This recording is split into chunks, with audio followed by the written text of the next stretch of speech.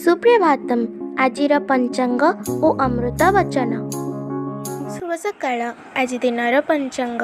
ଆଜି ଶ୍ରୀ ଶ୍ୱେତବରାହ କଳ୍ପର ବୈବସ୍ୱତ ମନ୍ୱନ୍ତର ଦ୍ୱିତୀୟାର୍ଦ୍ଧ ଉତ୍ତରାୟଣ ବସନ୍ତ ଋତୁ ଚୈତ୍ର ମାସ କୃଷ୍ଣପକ୍ଷ ସପ୍ତମୀ ତିଥି ମଙ୍ଗଳବାର ଚୁକ୍ତ 5127 ବିକ୍ରମ ସମ୍ବତ 2082 ମାର୍ଚ୍ଚ ମାସର 10 ତାରିଖ।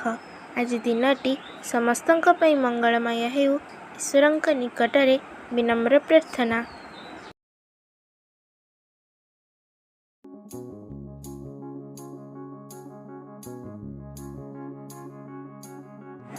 ସନାତନ ଧର୍ମରେ କାହାର ନିରାଶ ହେବାର କିଛି କାରଣ ନାହିଁ।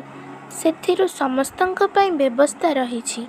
ଏ ଧର୍ମରେ ବହୁମତ ବହୁପଥର ସୃଷ୍ଟି କରାଯାଇଛି। ଯିଏ ଯେଉଁପରି ସେ ପଥ ବାଛି ନେବ ଓ ପୂର୍ବରୁ କର୍ମ ଅନୁସାରେ ସେହି ପଥ ବି ତାକୁ ସହଜ ଜଣାଯିବ।